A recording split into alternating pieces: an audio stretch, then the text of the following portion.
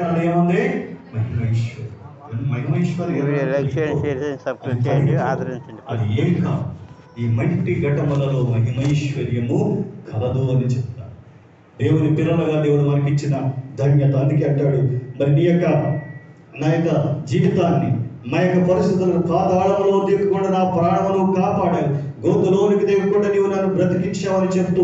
ఎందుకనంటే దేవుని యొక్క దయ మన జీవితాల్లో, ఒకవేళ మనము దేవుని కొరకు మనం జీవించకపోయినా, మన జీవితాల్లో మరి పొరపాట్లను మనం చేస్తున్నా, ఆయన అంటాడు 5వ వచనం, యెహోవా ఆయన కోపము నిమిషం మాత్రమే ఉంటుంది కానీ ఆయన దయ ఆయుష్కాలం అంతా నిల్చును. సాయంకాలం మన ఏడుపు వచ్చి రాత్రి ఎండునను ఉదయం సంతోషము కలుగును. ఇప్పుడు దేవుని స్తోత్రం చెప్దాం. ఆయన కోపం ఎంతసేపు ఉంటుందండి? నిమిషం. దావీదు కూడా పొరపాటు చేశాడు. దావీదుని దేవుడు ఎంతగానో దీవించి ఇశ్రాయేలు ప్రజలందరి మీద ఆయన అధిపతిగా చేశాడు. హెబ్రోనులో 7 సంవత్సరాలు, అలాగే మిగిలిన ఈ 40 సంవత్సరాల్లో యెరూషలేములో పరిపాలన చేశాడు.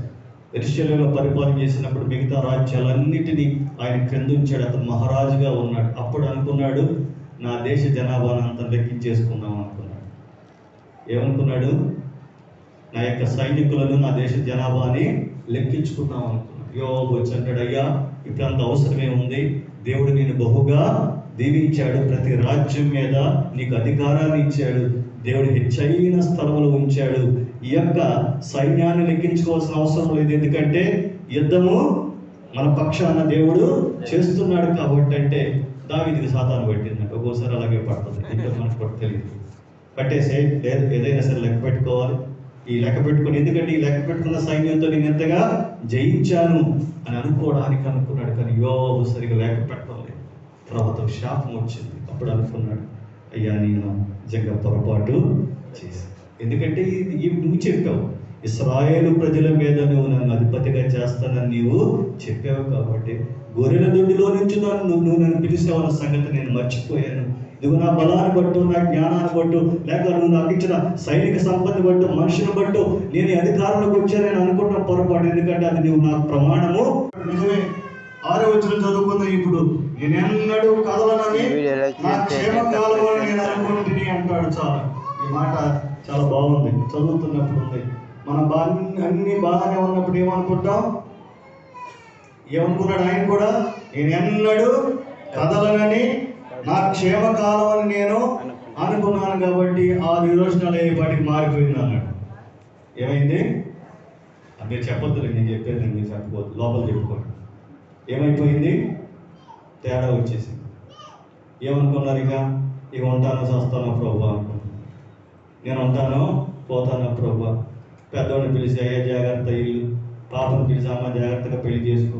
ఇక అన్ని మాటలు ఒకటి వచ్చేది. ఏంటి మాట్లాడుతున్నామమ్మ అంటే 6 నిర్వచనాలు అయింది, 7వ అవ్వకుండా ప్రార్థన చేసుకోవాలి, 8వ అయితే అంతే సంగతులు అనుకుంటాం. కానీ దేవుని యొక్క కృప మన మీద ఉందని మర్చిపోతాం. దేవుని స్తోత్రం చెప్దాం. నిజంగా అనుకుంటున్నా, నేను నా క్షేమస్థితి ఎందు నేను కదలనని నేను అనుకున్నానుగా. చుక్కిన మాట చదువుకుని గొప్ప మాట చదువు. 7వ వచనంలో, యెహోవా దయ కలిగి నీవే నా పర్వతమును స్థిరపరచితివి, నీ ముఖమును నీవు దాచుకున్నప్పుడు నేను కలత చెందితిని చాలు. యెహోవా దయ కలిగి నీవే నా పర్వతమును స్థిరపరిచితివి. ఏమనుకుంటే తిక్కగా మాట్లాడుతున్నాడేమో అనిపిస్తుంది నాకు. ఇల్లు అంటాడు, పర్వతం అంటాడు. ఇప్పుడు ఇక్కడ ఏమంటాడు? నీవే నా పర్వతాన్ని స్థిరపరిచావు అంటాడు. నిజంగా ఆ మాటలు తిక్క కాదు, కానీ ఏమంటాడంటే దేవుని యొక్క ఆదరణ తన జీవితంలో ఉందని అతడు పలుకుతూ ఉన్నాడు. నా ఇల్లు అంటాడు, ఈ దేహాన్ని, నీవే నా పర్వతాన్ని స్థిరపరిచావు. దీన్ని ఇప్పుడు ఏమన్నాడు? మళ్ళీ పర్వతం అన్నాడు. ఎంతవరకు ఏమన్నాడు? ఇది దేహం అన్నాడు. ఇప్పుడు దీన్ని ఏమన్నాడు?